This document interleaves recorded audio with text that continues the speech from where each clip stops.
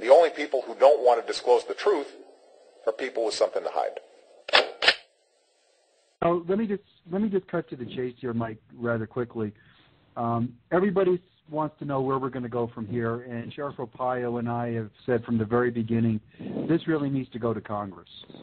And that is the area and the direction that we are pursuing. We believe Congress not only has an obligation and a responsibility to do this for the American people, but they have a constitutional requirement to look into this matter. It is really beholden upon them to do this type of investigative work. So in course with that, and I'm sure your listeners know, Carl Gallups and I both went to CPAC together, and we were very fortunate to have a lengthy conversation with Congressman Steve Stockman. Steve Stockman is still on board pursuing this matter. What I need your people to understand, and I was in contact with my persons well, let me back up.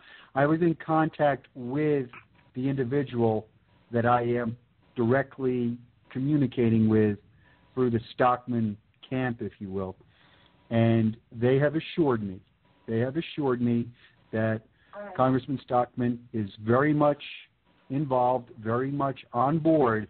This is going to become a timing issue. And they did tell me that it's going to take longer than they had originally anticipated.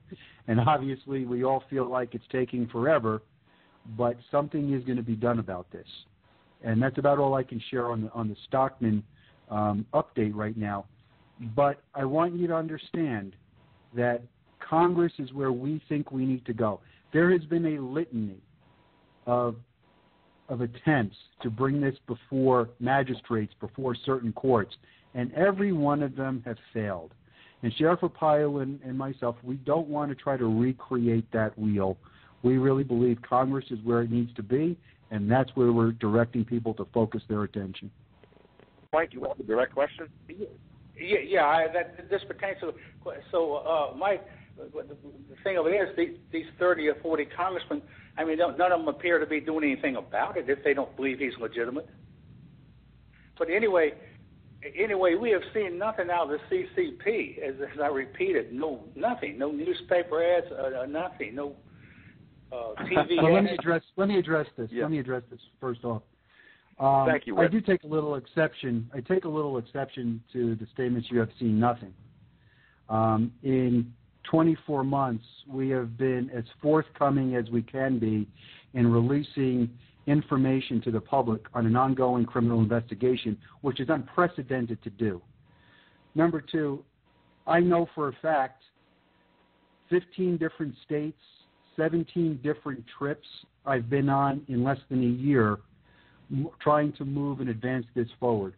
Steve Stockman is the name of a congressman I gave you. I am not going to divulge names of other congressmen for various reasons that I'll keep to myself.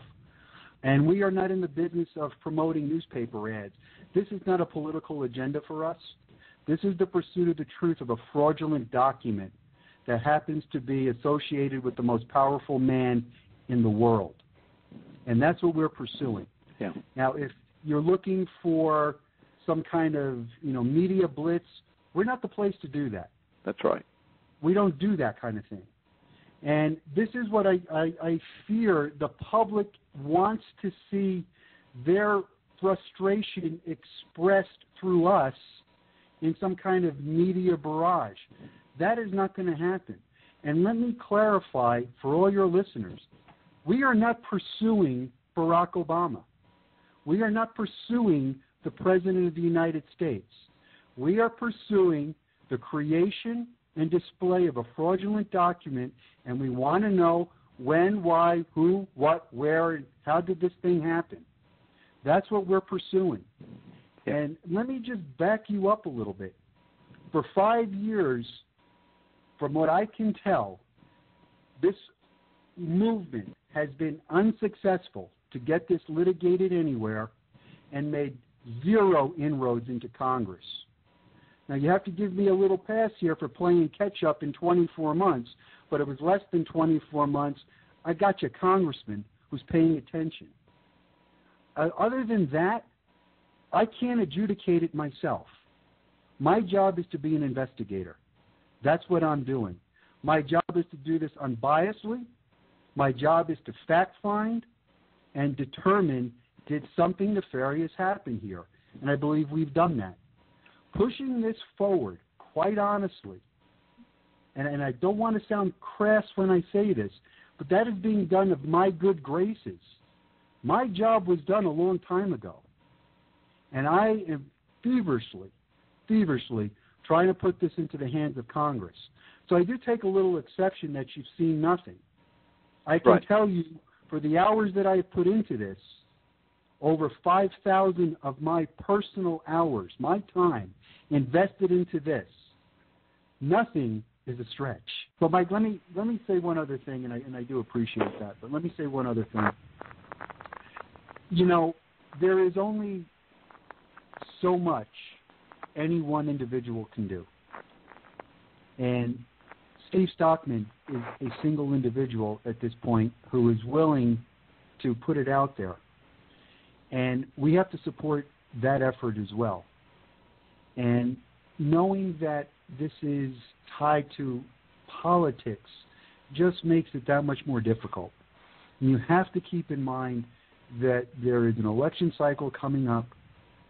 People are apprehensive. Others that we talk to that, you know, quite candidly told us they know we're right, but they're apprehensive. There is an election cycle coming up. And what I would really encourage everyone to do before they go in there and just pull the lever for a Democrat, Independent, Republican, start looking into some of the associations that some of these people have. What groups are supporting these candidates? And I think you're going to be very, very surprised. And Carl mentioned earlier today about OBOTs. OBOTs to me are irrelevant. They are people that, in everything that they do, all they do is denigrate, they slander, they defame, they malign. Everything they say is meant to, you know, put up another smokescreen or red herring. But as this investigation unfolds, I can tell you there are some shocking connections to both officials in Hawaii, the White House, that are troubling as far as that particular group is concerned. And the latest thing that they put out there was some cockamamie story about a Xerox copier, which they want to send to us as information anonymously, not giving up their identities, not doing it in any legal manner. They just want us to, you know, pursue this rabbit trail. And here's what your listeners have to understand. This is bigger than the birth certificate. Yes. And what these people want to do is use these tactics to keep everyone focused on a document we've already come to our conclusion is a forgery. They want to keep the focus there because there's other areas to look at. And let me just elaborate a little further on that. What you're going to have to realize is if we are working from the premise that the document is fictitious, that didn't happen by some lone individual. This was an effort by more than one person to perpetrate this. That, for lack of a better word, is a conspiracy. And our investigation is not only on this, quote, PDF file. And if you think for 24 months that's all I've been looking at, you are going to be sadly mistaken. This investigation is a lot broader than that, and there's a lot of questions that still need to be answered. That's why Sheriff Arpaio has said from the very beginning, and it was Sheriff Arpaio that said this needs to go to Congress. It needs to go to Congress. We've heard prodding about filing criminal complaints, civil actions. Look, Congress is where it needs to go. And that's where your people are going to need to start to focus on. It's going to have to go to Congress. Who's the impediment in Congress? Look, I've been told over and over again by congresspersons that I have met personally, sat in their offices, that the Speaker is a problem. He will not let this come forward. I've been told that that same individual is a problem with Benghazi. will not let hearings go forward, will not get a select committee, will not allow a select committee to be formed. Now, that's a problem. But you know what? The only people that can control that are the people that are going to pull the lever for that individual. So people need to really start to pay attention to some of these associations. I mean, if you look into the OBOTs, you have people that are professed communists. You have people that have, and this is public information, major psychological issues. Major. You have people with criminal backgrounds. And you have people connected directly to the administration. Now, is this a group of people that you would trust to guide you in any direction, to put you in a forthright, positive direction?